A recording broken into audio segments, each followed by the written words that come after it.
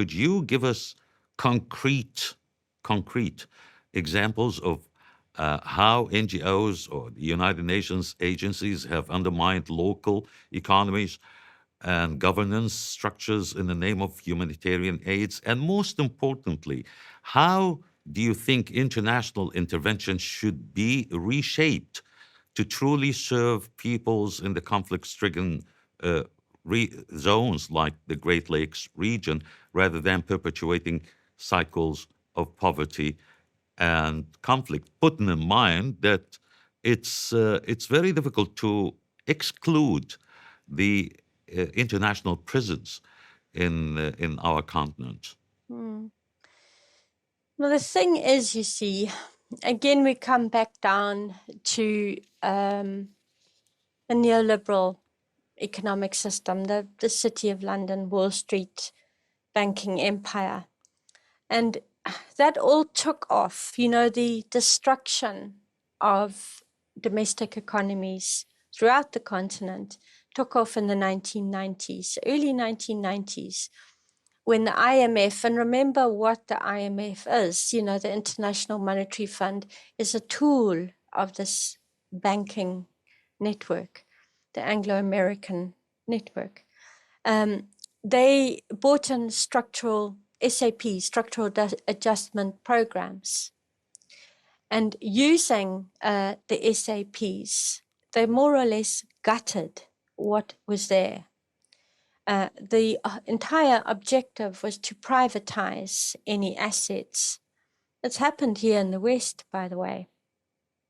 But mind you, Beiba, I mean, the African countries hadn't been doing well even before that date that you specified when the IMF intervened with its reforms, structural reforms programs. But you see, that is where we are misled. I love the example of Somalia, because we look at Somalia over these last few decades and we see Al-Shabaab, we see terrorism, we see horrible food shortages. We don't see positive things happening. Now, in the 1970s, under Siad Barre, Somalia was the largest exporter of livestock to the Arabian Peninsula. It manufactured and exported an array of things. Just some examples: boxes of matches, ceramic tiles, tinned fish. Remember, the fishing industry in Somalia was once world-class until the nuclear waste destroyed that, the dumping, and led to the piracy. But Somalia was an excellent economy. Mm-hmm. People used to go on holiday to Mogadishu. And going back in time, Mogadishu was a very key part of the old Silk Road. It's ancient. And there are so many other examples. And we come back to two of, in my opinion anyway, the greatest Pan-African leaders back in after that awful expression, independence era, Kwame Nkrumah and Gamal Nasser. They were part of a group. It was the two of them really that formed a group called the Casablanca Bloc. And the key objective of the Casablanca Bloc was to push for rapid industrialization. So they wanted, number one, build the Aswan Dam, build the Volta Dam in Ghana and Egypt, respectively, to produce electricity, and then to generate, to start manufacturing. You see, Nkrumah wanted to start smelting bauxite, aluminium, because they've got so much bauxite ore in Ghana. And Nasser wanted to modernize farming and start manufacturing goods, value addition in agriculture. So they wanted to push for rapid industrialization. Now, we know what happened to Nkrumah, very, very tragic story, and there are many who believe Nasser was assassinated, that he was poisoned. So they were opposed, that Casablanca bloc and their whole opinion of the necessity to act very, very quickly before the Western oligarchs could come in and destroy everything. They were opposed by another group called the Monrovia Bloc that was headed by William Tubman of Liberia. And Julius Nyerere, who people love to say was one of the great founding fathers. No, he was not, unfortunately. He was in the Monrovia Bloc, who pushed for this thing called gradualism. Now, gradualism, the modern day equivalent of gradualism is sustainable development. How has the legacy of the 1994 Rwandan genocide been used as justification for Rwanda's continued security intervention in Eastern Congo? Well, you know, the key thing is victimization. So we are all meant to look at Rwanda and go, oh, poor little Rwanda, you know, poor little Rwanda, look what happened to them. They can't possibly be the aggressor in Eastern Congo. Entire fabrication of what happened and an entire fabrication of the role of the Rwandan Patriotic Front to obscure a truth. You know, America used 9/11, the Twin Towers, to justify its war on terror. South Africa used the terrorism going on in its surrounding countries to justify its position, when in fact South Africa was running, under apartheid, was running destabilization programs throughout the region. They were running Renamo to fight Frelimo in Mozambique, and they were creating the terrorism. You can say exactly the same of Israel. The similarities between Rwanda and Israel are enormous. You think that the Rwanda's involvement in the First and the Second Congolese War shaped Rwanda's military and economic influence over the region? I don't like using those terms, personally, because I don't think there was a first or a second. It's been one long, continuous war. Really, you know, the key thing that happened in 2003, there was something called the Sun City Agreement that was held in Bafute. This place used to be called Bafute Tswana in South Africa. And that was when Thabo Mbeki was president, George Bush was there, and of course, Paul Kagame. Under the Sun City Agreement, there was a literal coup, a legal coup of the DRC establishment. Rwanda being the proxy of the Western corporations, the extractive industry of the City of London,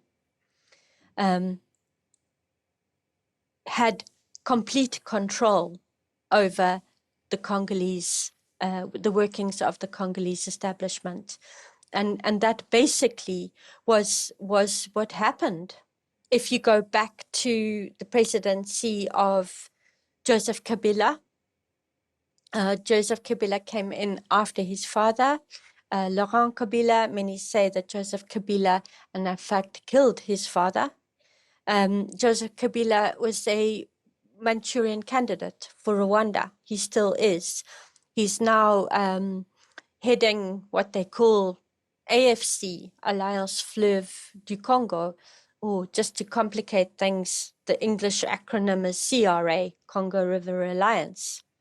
Now, AFC, CFA, whatever you want to call them, are just the latest morphing, the latest new rebranding of the Rwandan presence in DRC. So whether today it's AFC, CRA, rebranded from M23. Well, M23 was rebranded from CNDP.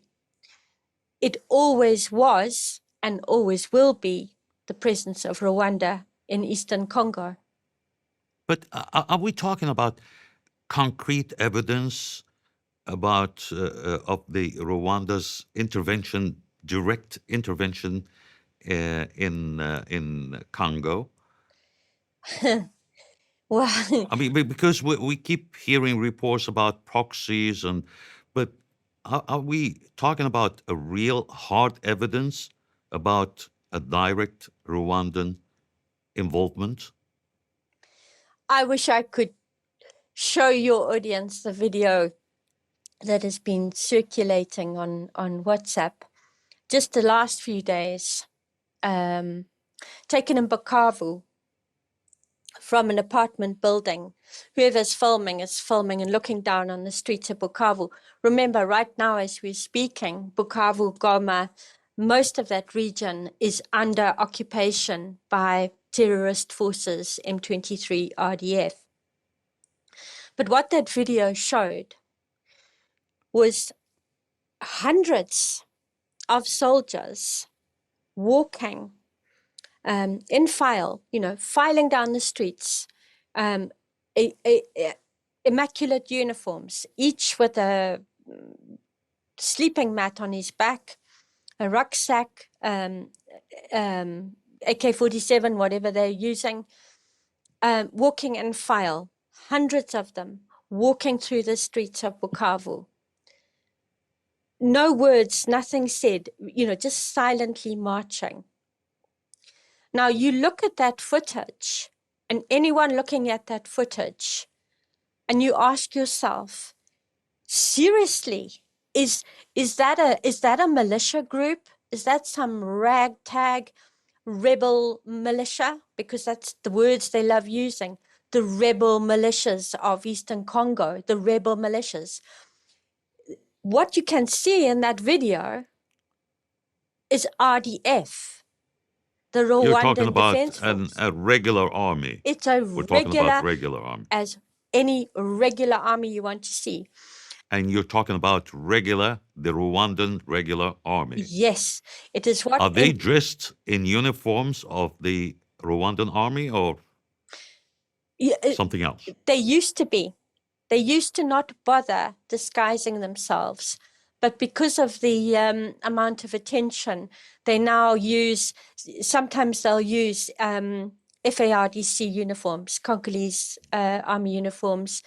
Sometimes they have their own M23. But to compare what a rebel militia, and let's get back to that point because it's actually very, very important. Now, Rwanda created that entire scenario of rebel militias, and they created it out of necessity. The Congolese formed militias to protect themselves and their communities, their families, from CNDP, which was the first morphing of what we now call M23. What are these abbreviations stand for? CNDP, Congrès National pour la Défense du Peuple, Nkunda, M23, March 23. Ignore them because they are just an alphabet soup of acronyms to obscure a very, very basic truth. It's a fantastically clever trick, and it has been done deliberately. People look at the story of Eastern Congo and they are faced with a mirage of acronyms. I mean, even the country, DRC is an acronym. Okay, let me ask you and be more specific about this. How do Rwanda's alleged alliances with multinational corporations and global powers factor into its actions in Eastern Congo? And what is the stance of the major global powers, such as the US, France, China, and more specifically, United Kingdom, on Rwanda's involvement in Eastern Congo? Well, things are changing now, hey? You know, some of these countries are standing up and going, oh, goodness me, Rwanda have been doing bad things in Eastern Congo. We better cut off a bit of their foreign aid. Never forget for a minute that Rwanda has been the recipient, the recipient of the largest amount of foreign aid. Mhm. They've been funneling it in there, and most of it to go to the military. So long story, but to put it into perspective of the multinational corporations and the power game, you know, we are looking at some very, very big names. We're looking at Bill Clinton. We're looking at Tony Blair. These people are intrinsic to the manufacturing of the RPF and Paul Kagame. And to join the dots, you see Tony Blair, former president, I think Britain's most hated politician, am I right? Anyway, Tony Blair,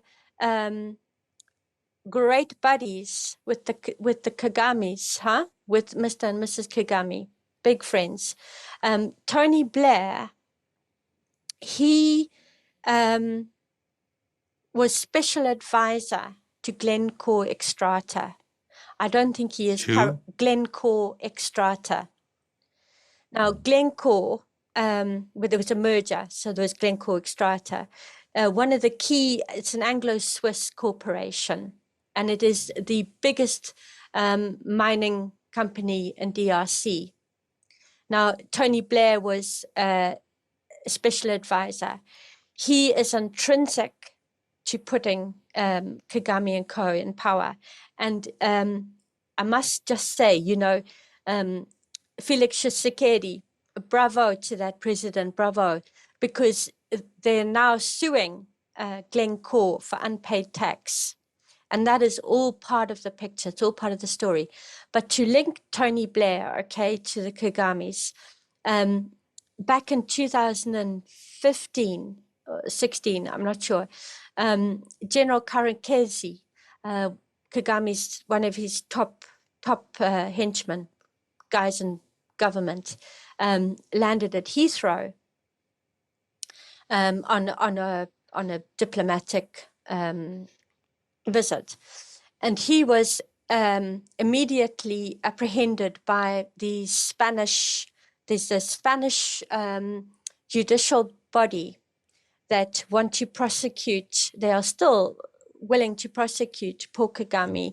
Excuse me, did I hear well? Did I hear correctly? I mean, you're talking about Spanish? Spanish, yes, Spanish. Spanish, based at Heathrow Airport? Well, they arrested Karenkezi on international law of crimes against humanity. Mm-hmm. Because they have all the evidence. This was from 1994, the events of 94 and subsequent. Now, who should come running as the defense of General Karenkezi but the wife of Tony Blair? Cherie Blair acted as his lawyer and got him off the hook. And he went back to Rwanda, never to return to Britain again. So there are your links, you know, they are very, very obvious when we're talking about multinational corporations and big power names. Let me just, let's forget about the international actors here. But since the DRC government has officially accused several times Rwanda of waging a proxy war through rebel groups, why the African Union and the East African community didn't respond to these accusations? Do you think they are being influenced by the international actors benefiting from the conflict in that part of Africa? Yes, some of them most certainly are. At the last summit, there was an East Africa Community Summit, and by and large, most were calling, demanding that Kinshasa negotiate with M23 RDF. Once you understand the sheer effrontery of that, it's astonishing. It's really astonishing to say to the Congolese government, no, you must negotiate with these people who have been responsible for murdering in excess well in excess of 10 million Congolese, raping well in excess 500,000 Congolese women. And God alone knows what you're doing in Rwanda to Rwandans themselves. So to demand that Kinshasa negotiate with M23 RDF is outrageous, absolutely outrageous. Now, why they are doing it, and in my mind I've got Kenya, Ruto, because Kenya didn't always have that stance, huh? It's under Ruto. And to understand why Ruto is doing that, just think back a year gone when he was paraded at the White House with Joe Biden. It says it all, you know, this Anglo-American network using Kenya under Ruto as a nexus. Now, there have been terrible allegations, and I'm quite sure they're true, that when Kenya deployed in Eastern Congo against M23 RDF, they colluded with them to such an extent that the government in Kinshasa said, just get out. What they did was they left all their armaments and all their weaponry there for the use of M23 RDF. Exactly the same thing is happening right now with South African forces. So you have that element. Now, Angola always play a very positive role for the Congolese, for diplomacy and peace talks. Angola play a very, very good role. The other friends of DRC are Tanzania and Burundi. Tanzania, by the way, have openly accused Paul Kagame of being the instigator of all the terrorism in the Great Lakes, accused him of, he runs Red Tabara. Red Tabara are the terrorist network trying to terrorize in Burundi, in Mozambique, in Tanzania, and of course in Eastern Congo. Burundi have been the staunchest ally and friend of the Congolese. Burundi is the most extraordinarily valiant country. I bow down to the Burundians. They are absolutely incredible. And But considering that grim picture of the region that you just described, what diplomatic or military strategies can the Congolese government adopt to counter Rwanda's influence in eastern Congo and avoid the possibility, an imminent possibility, of being divided? You know, apart from what they're doing right now, which is very good statesmanship, particularly from the Minister for Foreign Affairs, Madame Therese Wagner Kaikwamba, they are putting their case forward and they're putting their argument forward incredibly well, incredibly dignified. They are being so dignified about this, in very sharp contrast to the Rwandan, the Kigali administration that just comes out with upengwi, which is actually the art of lying. They are masters of it. So Kinshasa, yes, to continue as they are, in educating people around the world that the Congolese, there've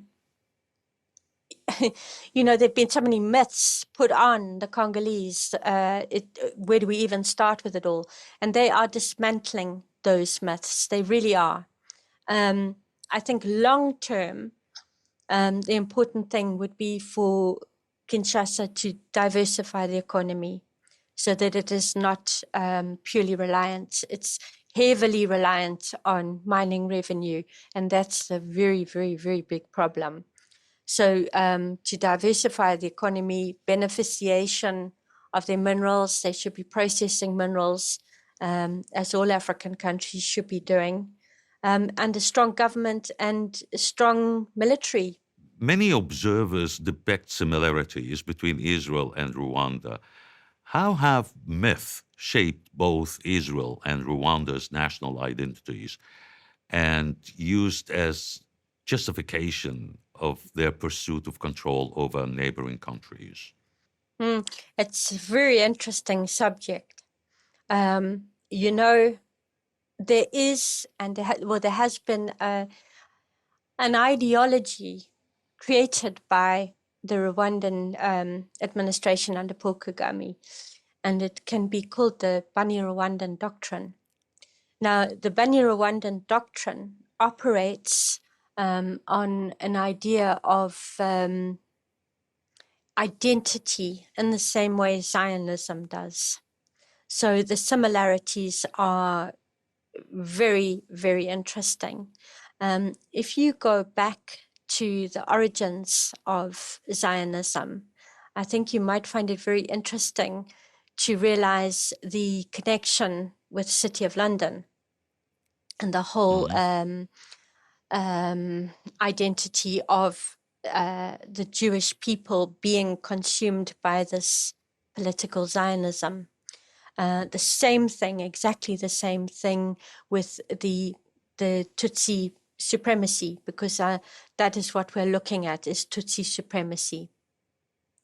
When I say that, I have to clarify, I am not talking about the average Tutsi at all, and I am talking only about the political class, the political elite, who are extremely supremacist. That Bani-Rwandan doctrine is very well described in a quote from an RPF General Frank Rusagara. Again, RPS?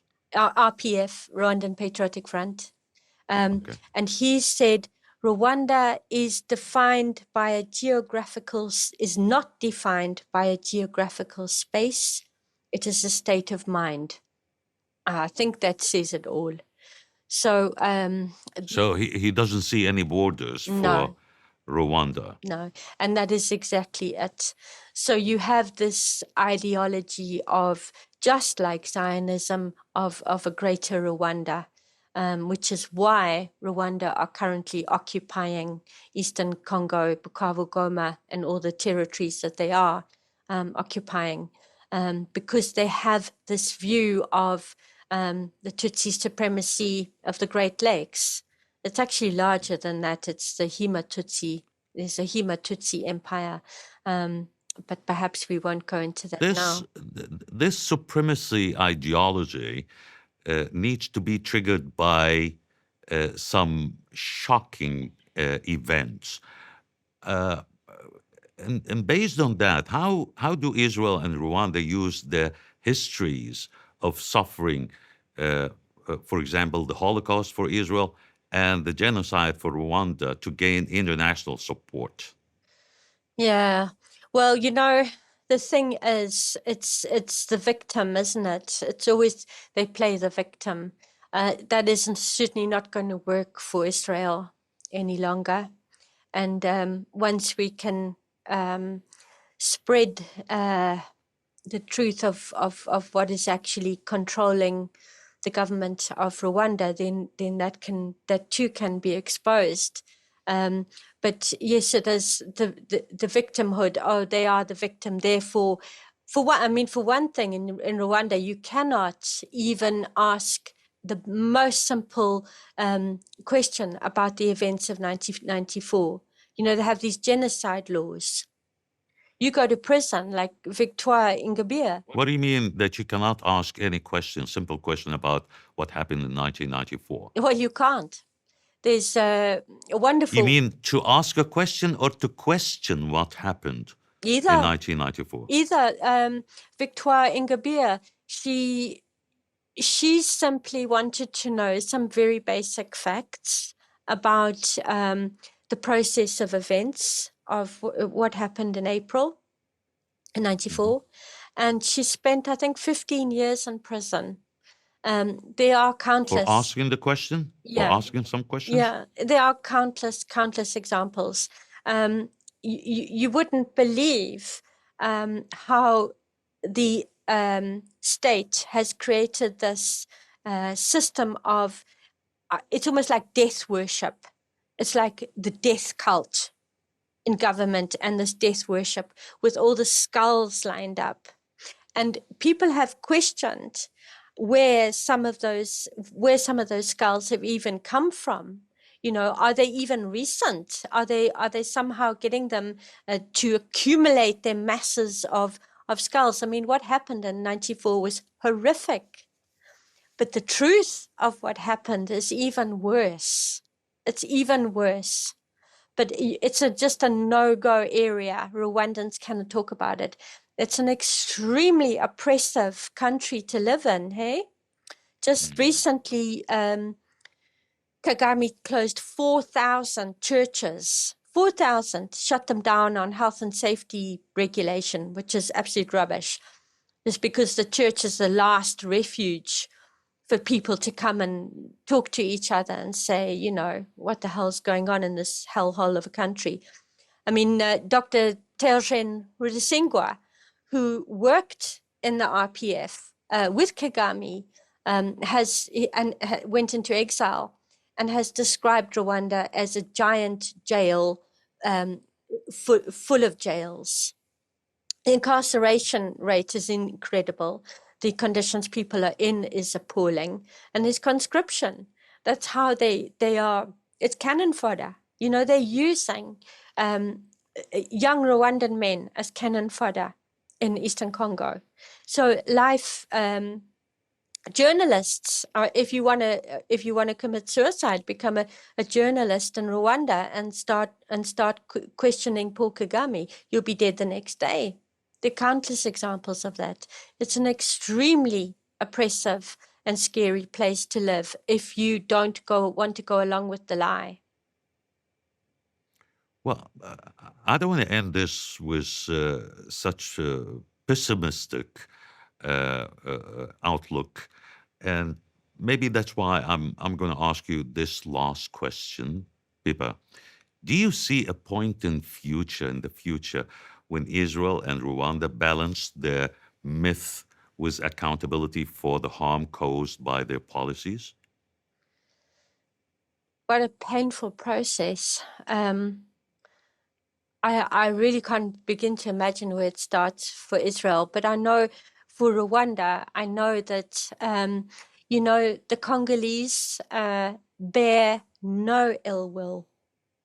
No ill will. They don't see what is happening as a problem with Rwandans. They know it's Paul Kagame.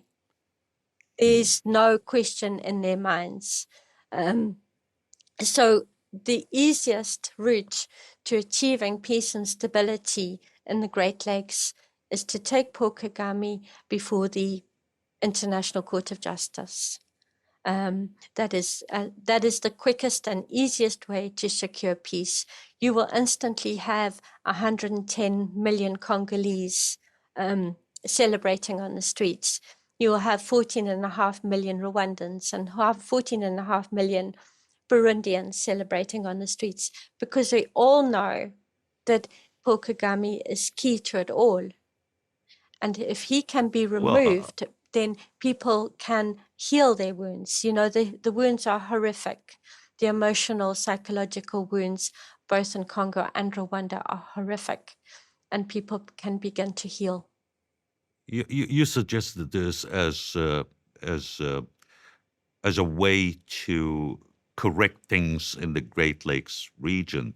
But what about the other half of the question about Israel? How do you see any chance to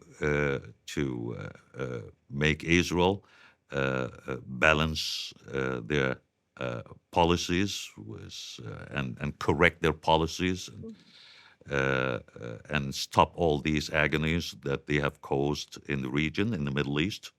I'd love to say a very simple answer. Forget the two states. It's a one-state solution. You only adjust what has happened, the horrors of what has happened, by creating Palestine, one state. So you're not supportive of the two-state solution. You're supporting the one state solution for all its people, Yeah.